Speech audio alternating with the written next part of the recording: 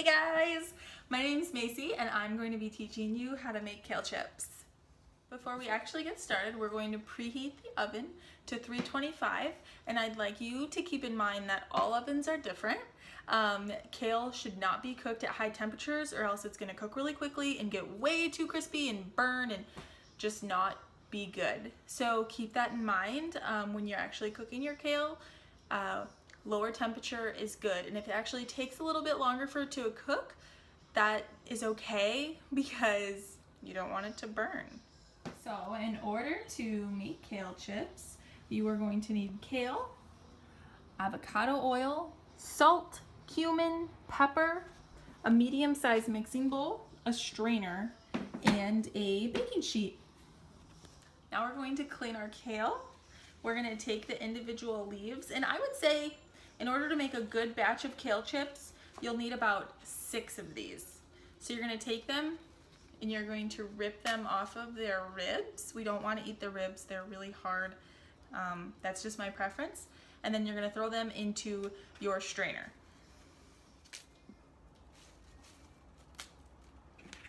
So now we have a strainer full of kale, and we're going to take them over to the sink and you are going to clean them really well.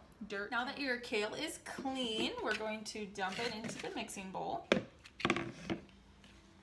Maybe tear a few of the bigger pieces into smaller pieces if you'd like. Then you're going to take your olive or your avocado oil, and you are going to put about a tablespoon onto your kale.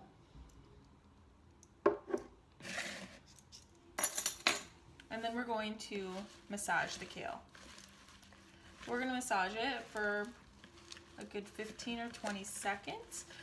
We're breaking down some of the harder fibers to make it, more easily digestible for us. It's going to cook a little better.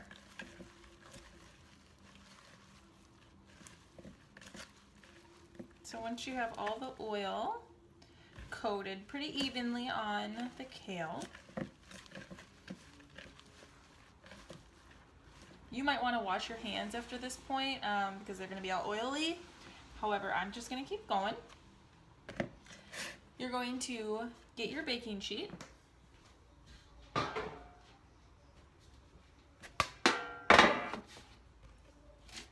Put your kale on it.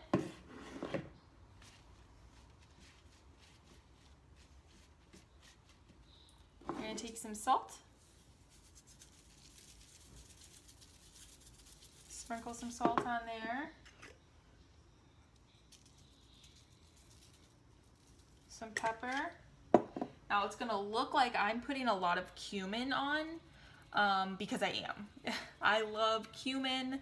I think it's really great with kale. I think it tastes so good. At this point, once you get accustomed to making your own kale chips, you can add spices to your liking. So sometimes I like to do nutritional yeast, sometimes I just like salt and pepper.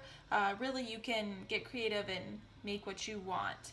Now that the kale's all set, I'm going to throw it in the oven for about 7 minutes, and I'm going to take it back out and kind of fluff it around like this, just to rearrange it a little bit, and then I'm going to put it back into the oven for another 7 minutes or until it's my desired crunchiness. It'll be different for everybody just based upon ovens and the temperatures, so just keep a good eye on it and should be good.